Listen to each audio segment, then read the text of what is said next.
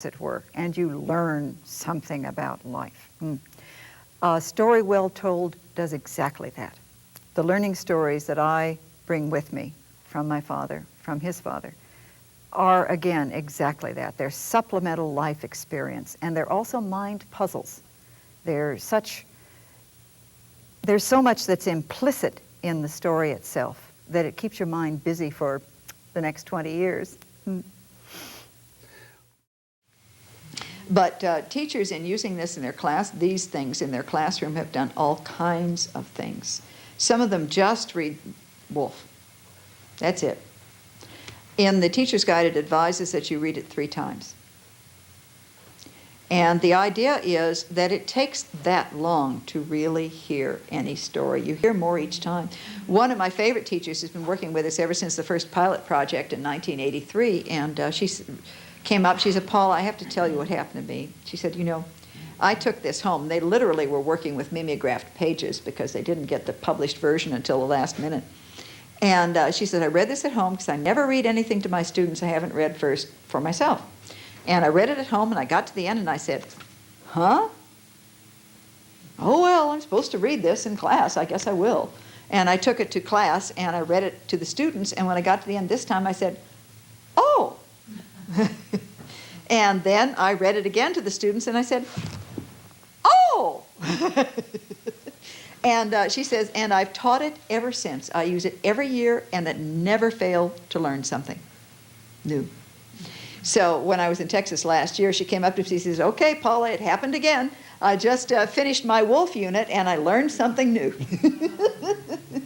Which I thought was rather great. That's one of my favorite stories. One of the distinctions is that nothing you say is ever wrong. There are no wrong answers. There are only different points of view. This is profoundly true. Most Native American governments function on the basis of consensus, and that means absolutely everyone has a chance to say their absolute point of view, and then out of that they draw the wholeness of the consensus. If you provide a critical environment, and I mean critical now in the negative sense, no, that's wrong, that's a dumb answer, you close off possibilities before you've even heard them. If good consensus begins from the point of view that everybody's right because everybody is accurately stating their personal perception, and so you want all of that in the center of the table. You don't want to leave any of that out. Who knows what wisdom lies around that table? Round tables are a good idea too, by the way. But who knows what wisdom lies around that table? And if you're going to understand where your corporate world is going to go, how the marketplace is going to react, and those are 2 of the foci that a corporation is going to be interested in.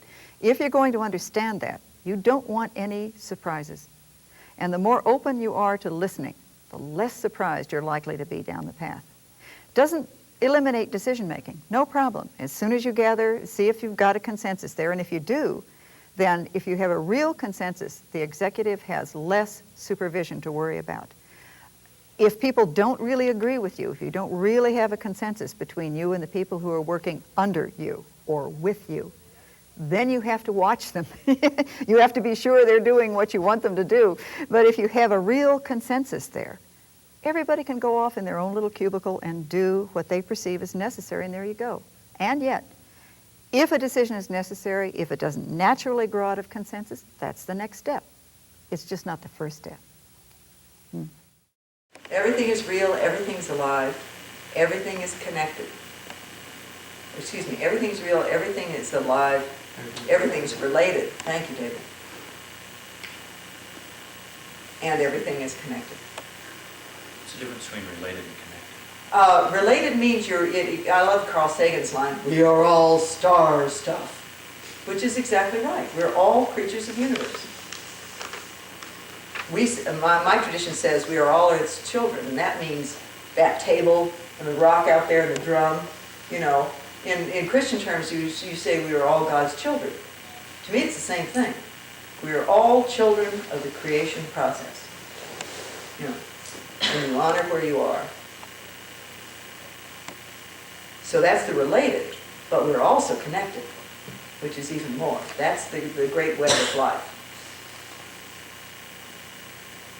And the idea of hurting another people is such a I mean, I can be as dumb as the next guy. I can be just so stupid it's pitiful.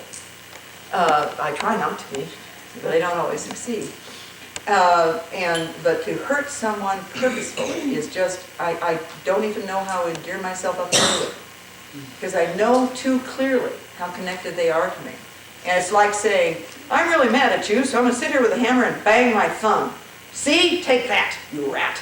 You know, it just doesn't make sense. It's just perfectly ridiculous. And the people that I really have trouble with are really paranoid people who only know how to deal with friends' enemies. And I don't have any enemies. And when they discover this about me, they know I'm lying.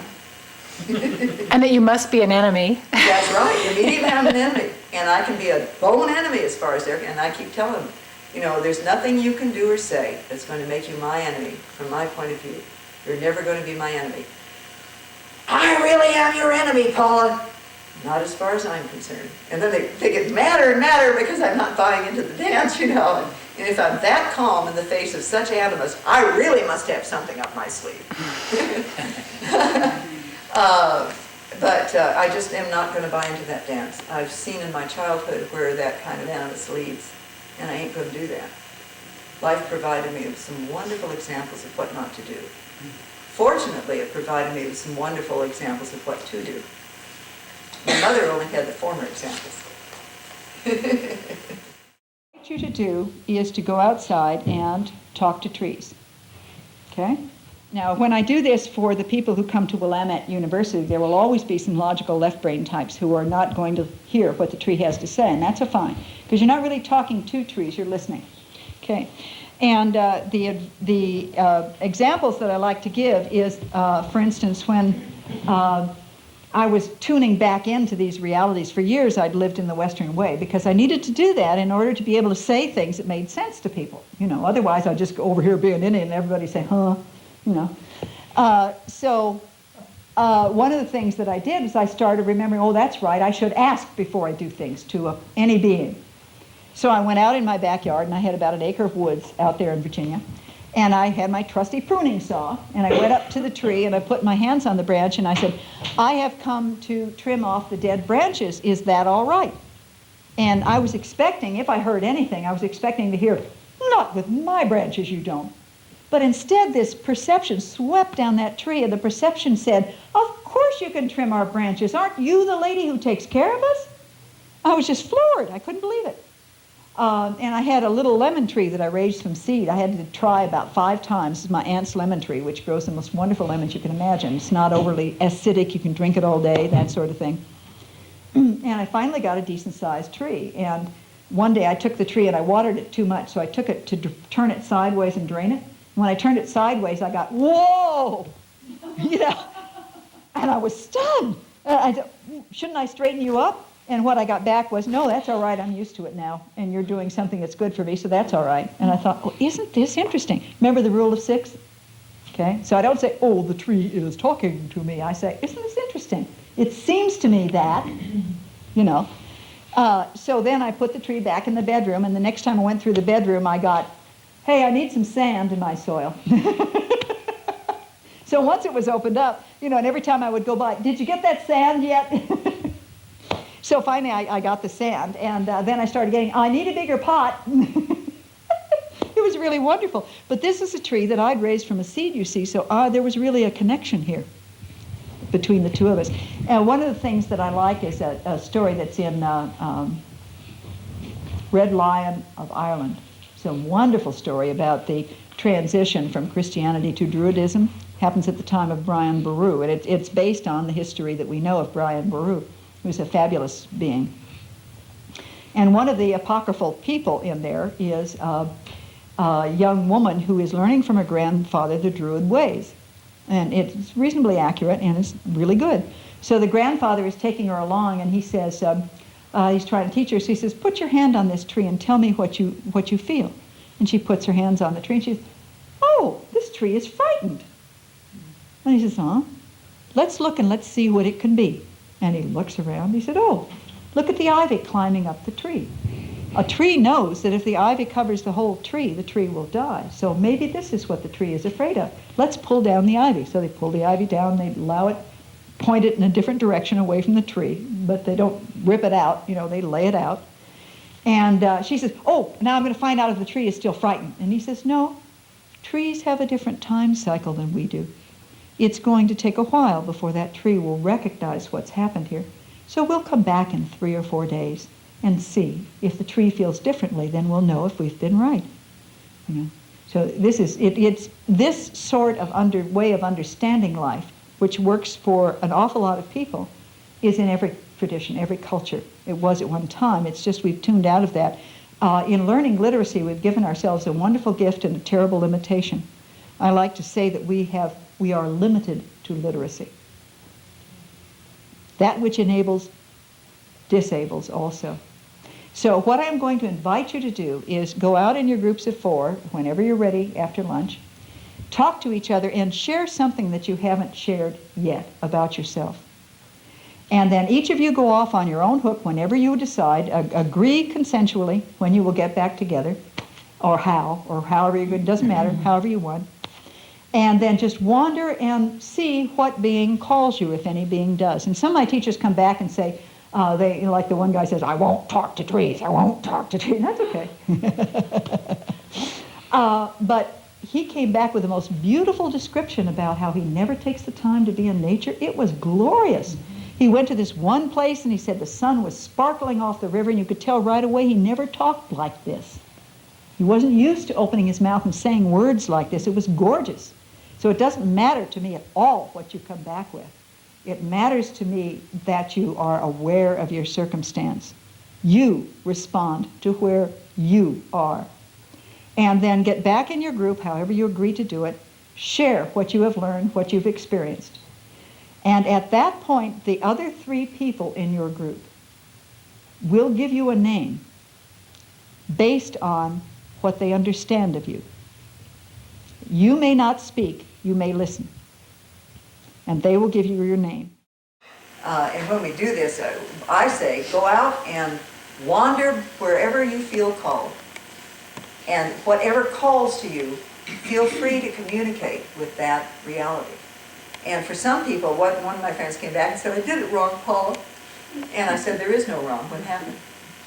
And she said, well, I was looking for a tree to talk to me, but this dandelion spoke up. I said, fine. What did the dandelion say? You mean that's all right? Of course, it's whatever calls to you. Trees are just a symbol. And another friend of mine sat the whole hour and a half absolutely fascinated with the edge of the river where this one leaf was trapped and was just spinning like crazy. And I gave him a chance to talk about the different ways of working with the river of life.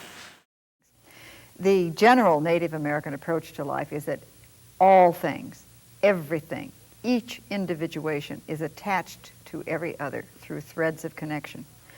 And this makes out of life a web of life, like a spider web, with each of the cross hairs on the spider's web being the individuation and everything connected. And if you've ever played with spider webs as a child, you touch any point on that web and every other point dances. So the idea is that life is really a 3-dimensional spider web. It's as if you had web, like this. That complex, it's 3-dimensional.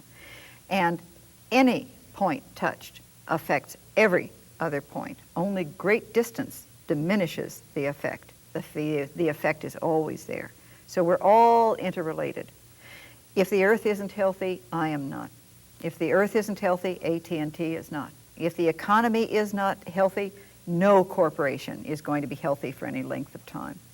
So you want to be thinking in the broadest possible way about what you do for your living, and you want to be thinking in the broadest possible way about how to engender health in the circumstance you're functioning in. Everything is related. That's the only way it is. Understand that.